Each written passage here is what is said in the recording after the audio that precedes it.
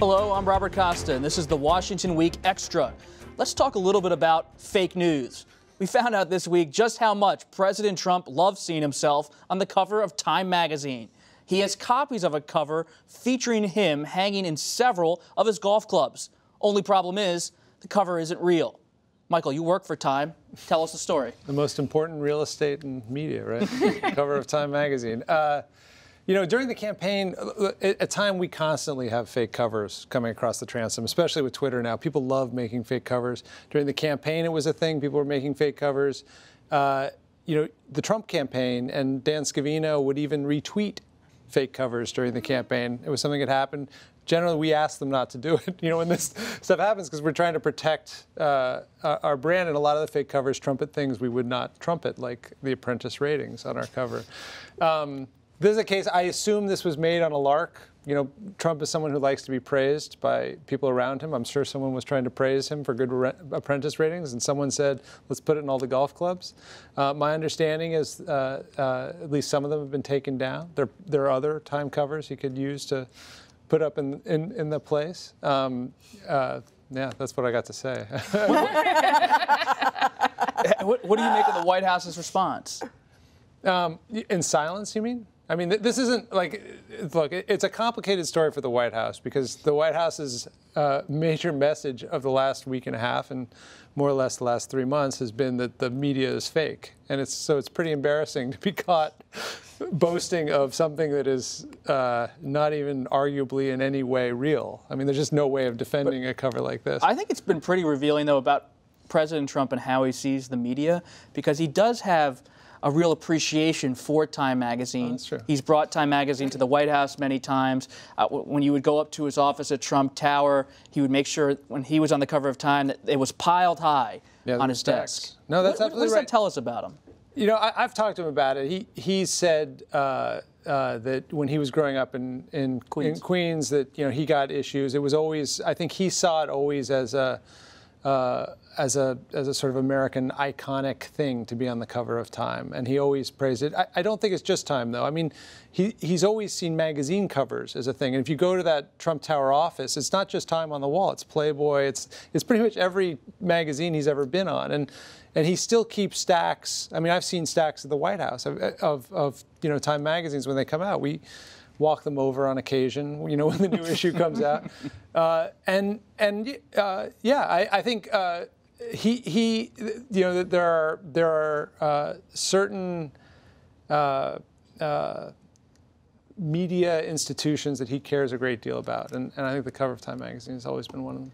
The irony is there's so many real covers of Time magazine with him on it that could be posted He was first in the on golf it in, I think, the late instead. 80s. 89, and he could have, I mean, I assume this cover was put there before he ran for president. I think it's been there for a long time. So this isn't a recent thing that he put up in his golf club. So we didn't have a lot of covers between 1989 and 2015, yeah. August 2015, we put him back on the cover. But he did have one from 89. It was back during his Atlantic City casino days, and I think he's holding up the Ace of Diamonds. And it's real, 100%. It's real. That's, the one from the 80s is real. Good to know. We need to fact check these things, I guess, now. This wasn't the only story about President Trump in the media this week. He got into a very public back and forth with the host of Morning Joe on MSNBC. He tweeted a specific comment about host Mika Brzezinski's looks that we won't repeat here, but the backlash was immediate, and it came from Republicans on Capitol Hill, too. Nancy, I know you've been talking to some lawmakers. They see it as a distraction. And they see it as just beneath the dignity of the office that he holds. They say it's one thing when he was a candidate, but now he is president of the United States. He's occupying the Oval Office. And what I was struck by this time was how ferocious and immediate the Republican reaction was. You know, they've condemned lots of his tweets before, but this time they were saying, stop it. This isn't normal. Please set an example. What kind of example are you setting for young people when you talk this way? And then the White House defended it and said, well, this is who he is. He has the right to hit back. And Republicans basically said, no, he doesn't. You know, he's got all the power and he can hold his tongue. But the reality is they don't expect him to. They know that, you know, this is behavior that's pretty ingrained at this point. I would just say, I've learned watching a number of these scandals happen where Trump does something that everybody else thinks is totally irrational that he's very proud of. he was able to take a big failure this week of the Senate health care bill failing and recast it at some personal cost as him versus the elites and social norms. And he did that all through the campaign. Something would be going bad for him. He would do something outrageous, often on Twitter, sometimes at a rally. And then all of a sudden, the entire media conversation is taken over by this dynamic of Donald Trump versus the elites and social norms. And generally speaking, he feels like he wins when he's in that situation. Is that strategic, though? I think he thinks it is. Whether it works in the White House, I don't know. I think there's lots of evidence that it's not working for him right now. So you think the president is actually not just reacting to negative news coverage or negative comments, he's actually strategically thinking about setting up the elites or the media as an opponent? The most recent example is when he tweeted that Obama wiretapped him. Came after a very rough week. He needed to change the topic. He gets down to Mar-a-Lago Saturday morning. Obama wiretapped me. It cast again. There's a pro wrestling dynamic suddenly, and the press takes over the whole storyline away from Russia. We were talking about Russia and what role Russia played in his campaign. It becomes whether Obama wiretapped him. It's him versus the Washington elite, and it plays to his base. He thinks it's a winning strategy. Now, I think there's a lot of evidence it doesn't work, but there's also a lot of evidence. We were outraged during the campaign when he was doing this, and it did work for him in the end. Let's get back to health care. Wishing Mika Brzezinski the best. She's a friend. So, Sarah, one thing we didn't talk about during the show, but it's really part of this debate, is Planned Parenthood. It provides a lot of coverage, or at least services, to women and other people, of course. What is the effect on Planned Parenthood in this Republican proposal? So there is a one-year defunding of Planned Parenthood in this bill, which would essentially mean if you are someone who is on Medicaid, you could not go to a Planned Parenthood clinic. And this would be particularly problematic in kind of more rural and even some urban areas where Planned Parenthood is often the only provider that's affordable to women, where it's kind of become the place you go to get contraceptives, to get treatment for STDs, to get certain sort of preventative care. And you have this one-year defunding provision that is something that two senators in particular, Susan Collins from Maine, Lisa Murkowski from Alaska, have been quite outspoken that they will not support. It's interesting, though. This has really been a key goal of conservatives for a number of years now, just about a decade. And I actually remember back in 2010 or so, when I was a new reporter in D.C., there was this representative, Mike Pence, who was the one kind of really pushing this issue. He was the guy who kept introducing year after year this Planned Parenthood defunding bill.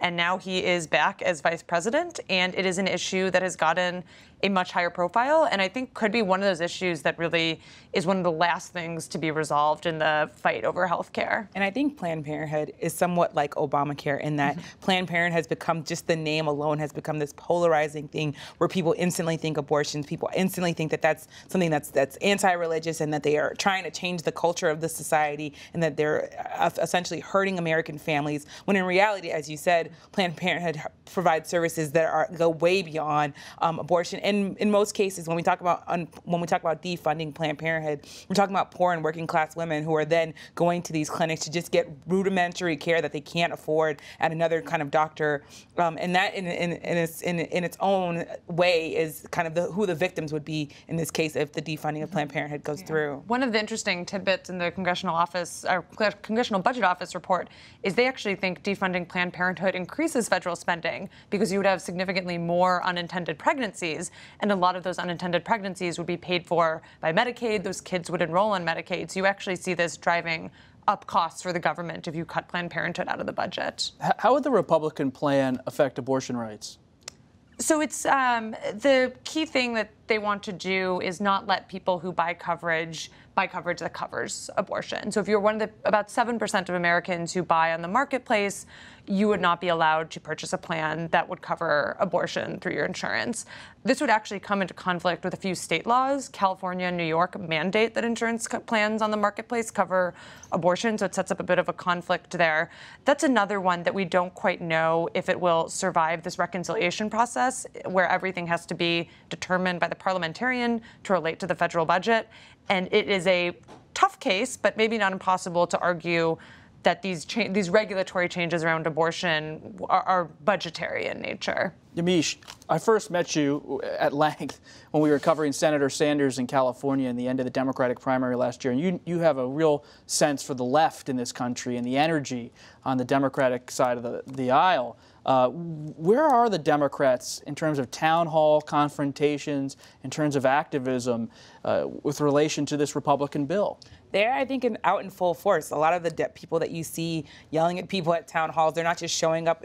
There are some that are just organically showing up. There are also people that are being organized in a very real way by MoveOn.org, by the Working Families Party, by Our Revolution, which is the organization that came after Bernie Sanders' campaign. So the left is really out there. The problem is that there's two kind of ways of thinking for the Democrats. They're the ones who really want single payer, that they're mad still that Obamacare didn't have single payer and a public option in it. Those people, when I talked to a couple senators on the Hill this week, I was asking them, like, what about single payer? And I had one I was in a cab with her, and she kind of whispered, like, not happening. And I was like, what? And she's like, yeah, that's not happening. And in that way, so you have those people. Then you have this other group of people that are like, absolutely not, like, that's not going to happen. And it's a goal that's so far-fetched, especially because the Democrats have so little power that they're not going to be able to push through this dream ideal of single payer when they couldn't get that through even with a Democratic president. Look, their main hope right now is just that the core of Obamacare stays intact. That would be a victory for them, much less being able to achieve single payer. They'll talk about it. It's a dream, but they're watching and waiting with bated breath to see if Republicans succeed in dismantling this health care law or not.